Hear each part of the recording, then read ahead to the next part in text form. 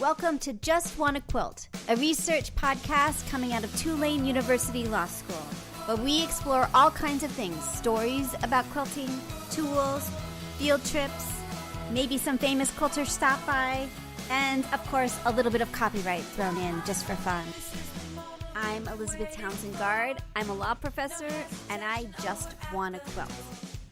So today we have Jo Westfoot on. She is a pattern designer, she's in England, and she is the Crafty Nomad. Okay, so I'm Jo Westfoot. I'm calling from England. I'm a pattern designer for quilts and other sewing items here. Awesome. Cool. Well, and your website is called? thecraftynomad.co.uk. Yeah, why? Okay, so let's see. Back in 2000, my husband had the opportunity to take a job abroad. And so we decided that that was something we wanted to do. So for about 10 years, we travelled and lived in different countries with his work. And it was whilst we were away that I started to craft and sew and make cards and stuff like that. So yeah, that's where the name came from, the Crafty Nomad. And I have a couple questions from that. First, were your when the places you were traveling, did that influence at all what you were doing? Or did you feel like it was a throwback to home and sort of a space to be not where you were? You know what I mean? I think it did influence me, but only because of the place that I started to quilt was Australia. And the Australians are almost into quilting as much as the Americans are.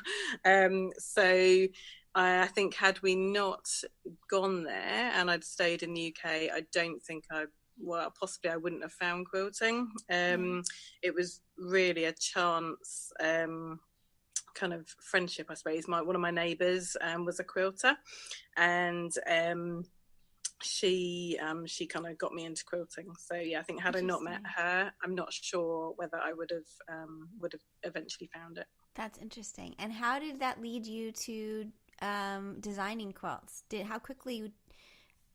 Okay, I forgot to ask. Oh, I forgot. So we have to ask one question. The first question, so let's pretend like we didn't ask any of these questions. Our first question is, what is the first memory of someone sewing or quilting in your life?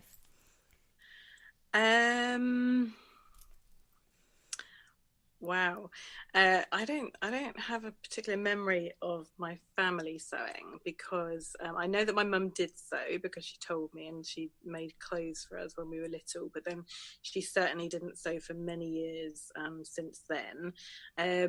So I suppose my first time of sewing really was at school. So I sewed at school, secondary school, so that was from age 11 up, and I think I bought my first sewing machine when I was 15. Interesting. So you were already sewing when you went to Australia. You'd already been familiar with it. Wow. I dabbled in it when I first had the sewing machine at 15, but then other things took precedence, I suppose. Life life, right. And I went to university, and and I certainly didn't sew for many years, and it was only I think on our first trip to Australia that for some reason I decided to put my sewing machine in to the shipping container and took that along. So yeah, that's I don't know what inspired me to pop it in, but I did. That's really great. I love it. All right, so how did you get from sewing from quilting a little bit in Australia to where you are now? Okay, so when we lived in Australia, it was a very remote sort of outback kind of town that we lived in, and I had a small child who at that time was about 2.5, and the schooling over there doesn't start until about 5, maybe 5. And so my daughter would have been going to preschool in England from just before her 3rd birthday. So I was looking for something that would give me a few hours of respite, and her some fun with some other kids. And I found a craft group over there. where ladies would meet in the morning. They would take their own crafting things and work together. But sometimes there were classes there. So I started going there, and I was doing paper crafts at that time, and I started teaching the paper crafts over there in that group, and I really liked that. And it was, as I said, through meeting my neighbour that I finally started to sew, and then I suppose that progressed into teaching some basic sewing classes in that group.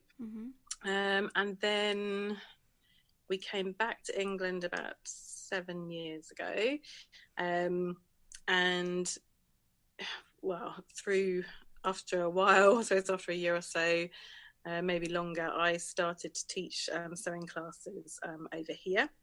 And I started to teach in a local fabric shop and another craft shop.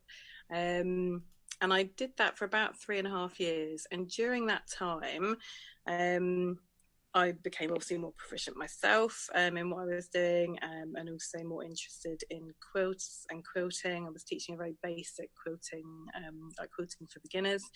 And that's when I obviously became proficient in writing instructions for the classes, so that people could take them home and make the items at home after the class. And I suppose it just went from there, really. And I just decided to give it a go. I had lots of ideas in my head, and wanted to. Oh, are you there? I lost you. Okay. Yeah, I'm still here. Yeah, sorry. I lost you. Okay. So you had lots of ideas in your head? Sorry. Yeah, it's okay. Yeah, so I just started to design quilts for the magazine. So that's how I kind of got to that space. Okay, so people out there listening, that's like a big jump for them. So a lot of them are teaching, but how did you make that jump from I was designing some patterns for class and then suddenly to be designing for magazines? How did you get to your first magazine? Ooh, I think I had been to, so as part of my role working or teaching in the shop, I would go to the trade fairs with them to choose a fabric, for the coming year that's going to be in the shop. Yeah. And one of the one time when we were there are lots of talks that go on during these shows. Yeah. And there was a talk there by a lady, and she was giving a talk, I think, specifically on how to get into magazine work and books and that kind of thing. And I couldn't make the talk. It wasn't there on that particular day. And I remember emailing her and just saying, I'm really disappointed. I'm going to miss the meeting. Have you got any tips that you could be happy to pass on to me?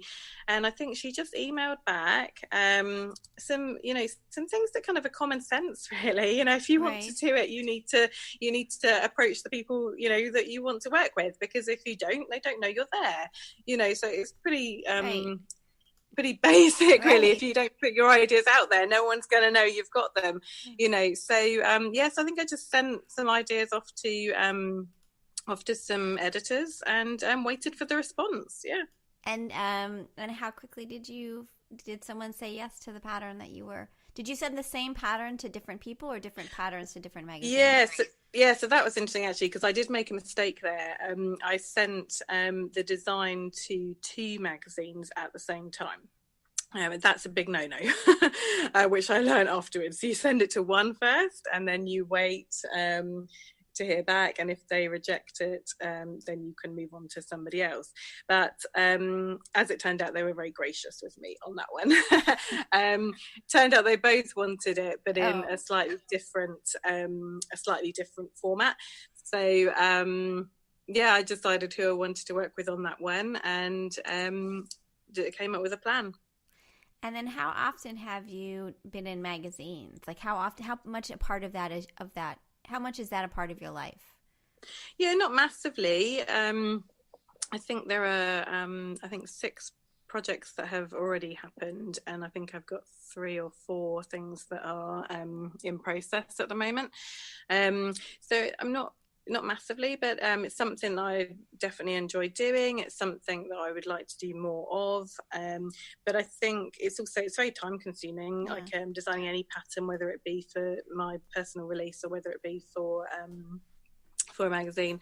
And so it's just managing that, and making it fit with life, really. But I think, there's definitely work out there, to be had. Right. It seems important too to building your brand of who you are, that you were in the magazines. Did you feel that's an important part of sort of your identity and sort of building up your business? I definitely think it's essential to have that as part of it.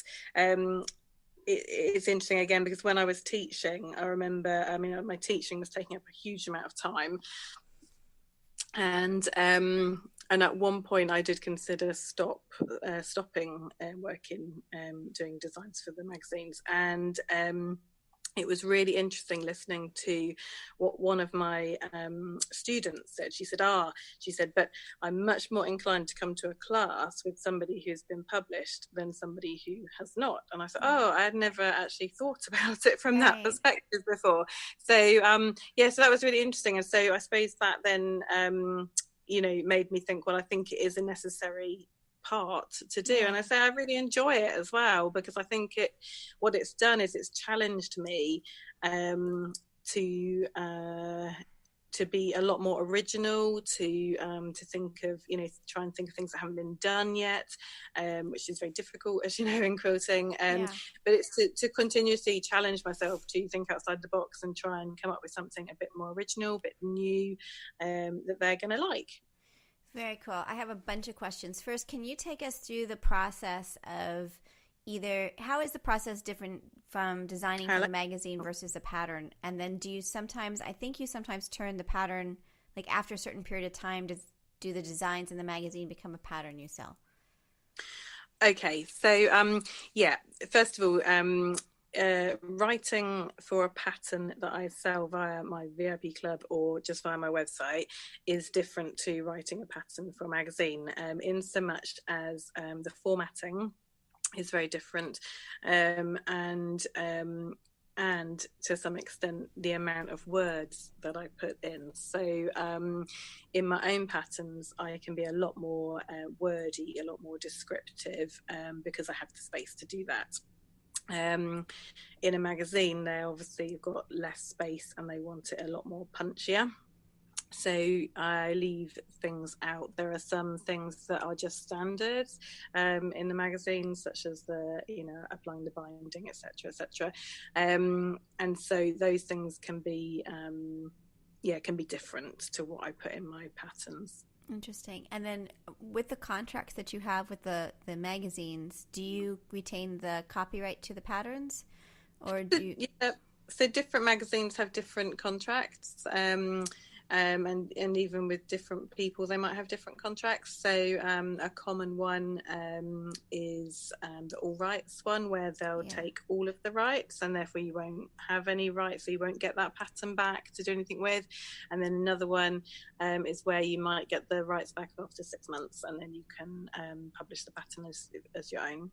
And does that influence where you put your patterns? Do you want ones where you can use it after 6 months, or are you okay with giving up the rights to that pattern? Yeah, no, I prefer to have the rights back after 6 months. Yeah, why? I mean, I know why, but why? But if people listening, why does that matter? So one is all rights reserved, meaning that you don't get to do anything with the pattern ever again in any way, right? That's the one version. The other version is that the magazine, you give them an exclusive license to use it for a certain period of time, where you agree you won't do anything with it, but then after that you can do what you want with it, right? Yeah, and obviously when you get that, the license expires and you get the copyright back as such, it means that obviously I've got more of an income stream from that. So as soon as I publish that, obviously I can have income coming in. Right, so you can start making the pattern for, once that 6 months is over, you can start selling that pattern as soon as that 6 months. So you can still be working on getting it ready. Absolutely, yeah. Interesting. And do you see, is it the magazine itself that the limitation, like, I don't know which one it is, but magazine X always takes the rights, or is it sort of where you are in terms of your, do you think it